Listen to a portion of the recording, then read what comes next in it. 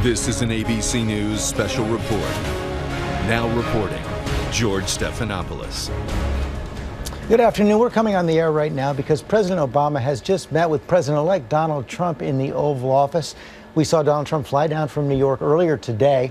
We have as promising to try to bring the country together. We heard that, of course, in his acceptance speech on Wednesday morning. President Obama, when he spoke yesterday, says we all have to be rooting for Donald Trump's success. But of course, in the wake of that, protests overnight in several American cities, thousands of protesters out in the streets, hundreds were arrested, protesting Donald Trump, including right here at the Trump Tower in Manhattan.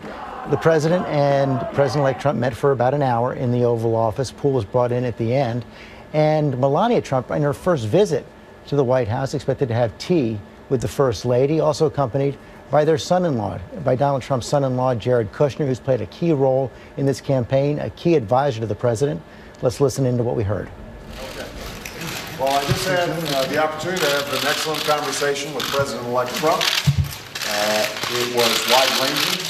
We talked about some of the organizational issues in setting up the White House. We talked about foreign policy. We talked about domestic policy. And as I said last night, my number one priority in the coming 2 months is to try to facilitate a transition that ensures our president-elect is successful. And I have been very encouraged by the, I think, interest in President-elect Trump's wanting to work with my team around many of the issues that this great country faces. And I believe that it is important for all of us, regardless of party and regardless of political preferences, to now come together, work together to deal with the many challenges that we face. And in the meantime, Michelle has had a chance to greet the incoming First Lady, and we had an excellent conversation with her as well, and we want to make sure that they feel welcome as they prepare to make this transition. And most of all, I want to emphasize to you, Mr. President-elect, that we now are going to want to do everything we can to help you succeed, because if you succeed, then the country succeeds. Please. Well, thank you very much, President Obama. This was a meeting that was going to last for maybe 10 or 15 minutes, and we were just going to get to know each other. We had never met each other. I have great respect. The meeting lasted for almost an hour and a half, and it could have, as far as I'm concerned, it could have gone on for a lot longer. We really we discussed a lot of different situations, some wonderful and some difficulties. I very much look forward to dealing with the president in the future, including counsel. He explained some of the difficulties, some of the high-flying assets, and some of the really great things that have been achieved. So, Mr. President, it was a great honor being with you, and I look forward to being with you many, many more times in the future. Thank you, sir. Thank you, everybody. We are not going to be taking any questions. Thank you, guys. Thank you. Here's a good rule. Don't answer the questions when they just start. It's always the last one. Come on, guys. Yeah, come on, guys. Let's go. Very good man. Thank you, guys. Appreciate you. Thank you, guys. Obama making it clear right there wasn't going to take any questions after that meeting with Donald Trump. His first meeting ever with Donald Trump, apparently a cordial meeting, as you heard the president say right there. An excellent, wide-ranging conversation. Donald Trump also saying it was a good conversation, said he would seek the president's counsel in the future. And Jonathan Karl, I want to bring you in. You've covered both men for a long time, a lot of animosity. Even before this campaign, of course, Donald Trump questioned whether President Obama was even born in the United States. But that first meeting, apparently rather successful. Yes, and there was a question that was answered, George. At the end there, I asked Donald Trump if he was really going to seek the president's counsel, and that's when he responded at the very end saying he is a very good man. Those were words that I hadn't expected to hear from Donald Trump, covering him all over these years. He talked about how he had respect for him, and he hoped to see him many, many more times in the future.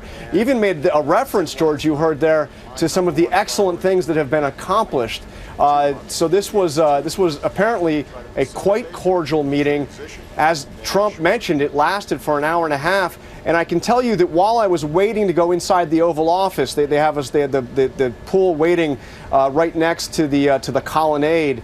I noticed that Jared Kushner, Donald Trump's son-in-law and close advisor, Ivanka Trump's husband, was walking around the South Lawn with Dennis McDonough, President Obama's chief of staff. They made that walk several times. That's a walk that the president often takes with his chief of staff when they discuss weighty matters. They even made that was even where they talked about the bombing campaign that was to happen against Syria. Of course, didn't happen largely because of what the two men discussed on that walk. So it was very interesting to see not only the meeting between the incoming president and the outgoing president, but also the outgoing chief of staff and one of the incoming president's most important advisors. And John, interesting that he's going to seek President Obama's counsel, given the fact that so many of his promises on the campaign trail are to undo many of President Obama's accomplishments in his first 100 days in office.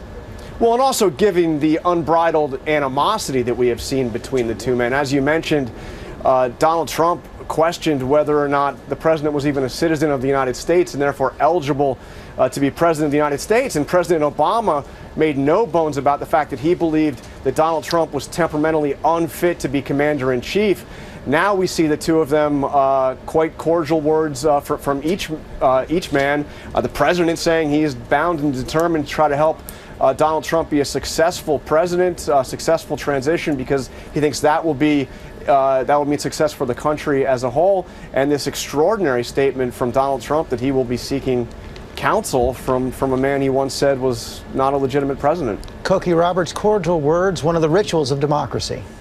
Yes, but you know, I think that Donald Trump has learned since the election that words really do matter. I mean, we had a dramatic instance of that where after the results were becoming clear, we saw the stock market futures drop by almost 1,000 points, 850 points or so.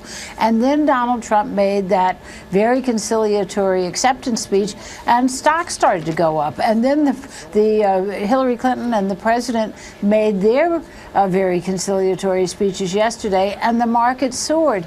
And that is something that it's very hard for presidents to learn, is that their words really do affect peace and war. They affect markets, and Donald Trump is learning that very quickly and is responding to it in a way that I think can make people feel a lot more comfortable. And for the most part, avoided questions, with the exception of Jonathan Karl at that press conference. Cokie Roberts, John Karl, thanks very much. There you have it, the first meeting between President Obama, President-elect Donald Trump. Mr. Trump now heads up to Capitol Hill. He'll meet with the Republican leader, Speaker of the House Paul Ryan. The Republican leader Mitch McConnell will be back with that.